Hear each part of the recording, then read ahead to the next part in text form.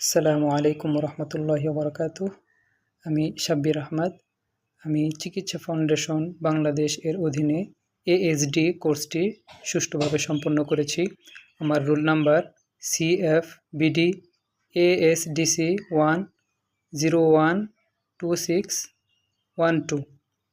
শুরুতে আমি ধন্যবাদ জানাচ্ছি আমাদের course instructor doctor Shariful Islam হৃদয় স্যারকে। তারপর ধন্যবাদ জানাচ্ছি চিকিৎসা ফাউন্ডেশন বাংলাদেশকে এত সুন্দর একটি আয়োজন করার জন্য। আজকে আমার আলোচ্য বিষয় এএসডি কী এবং এর পরিচয় কী এবং লক্ষণ ও করণীয়। প্রথমত, এএসডি হলো অটিজম স্পেকট্রাম ডিসঅর্ডার। এএসডি মূলত একটি নিউরোডেভেলপমেন্টাল অবস্থা। এটি সাধারণত শিশুর মস্তিষ্কের বিকাশের সাথে সম্পর্কিত। এর ফলে যোগাযোগ, আচরণ ও সামাজিক মেলামেশায় ভিন্নতা দেখা যায়। সাধারণত শিশুর জীবনের প্রথম 3 বছরের মধ্যেই এর লক্ষণ দেখা যায়। অটিজমের সম্ভাব্য কারণ, এটি বিভিন্ন কারণে হয়ে থাকে। প্রথমত, জেনেটিক বা বংশগত কারণ, মস্তিষ্কের বিকাশগত ভিন্নতা, গর্ভাবস্থায় কিছু জটিলতা।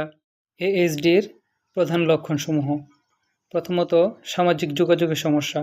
তারা চোখে চোখ রেখে কথা বলতে পারে না, নাম ধরে ডাকলে সাড়া দেয় না, অন্য শিশুদের সাথে খেলায় আগ্রহ কম ইত্যাদি।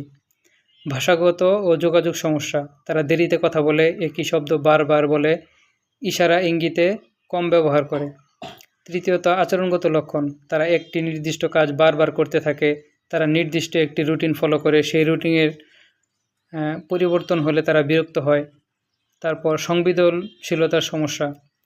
শব্দ, আলো এগুলো অতিরিক্ত হলে বা তাদের খাবারে বা পোশাকে কোনো ভিন্নতা আসলে তারা এটা সহজে সহ্য করতে পারে না। অটিজম শনাক্তকরণ। এক্ষেত্রে অটিজম নির্ণয়ের জন্য আমরা বিশেষজ্ঞ এবং মনোরোগ বিশেষজ্ঞ তাদের কাছে আমরা যেতে পারি। অটিজমের ক্ষেত্রে করণীয়: অটিজম যত দ্রুত শনাক্ত করা যাবে এবং সেই অনুযায়ী থেরাপি নেওয়া যাবে সেটা তত ভালো।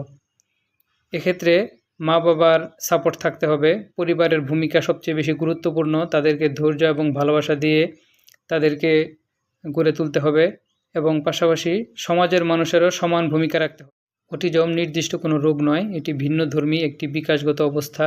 সঠিক পরিচর্যা, শিক্ষা ও সহায়তা পেলে তারাও সমাজে গুরুত্বপূর্ণ ভূমিকা রাখতে পারে।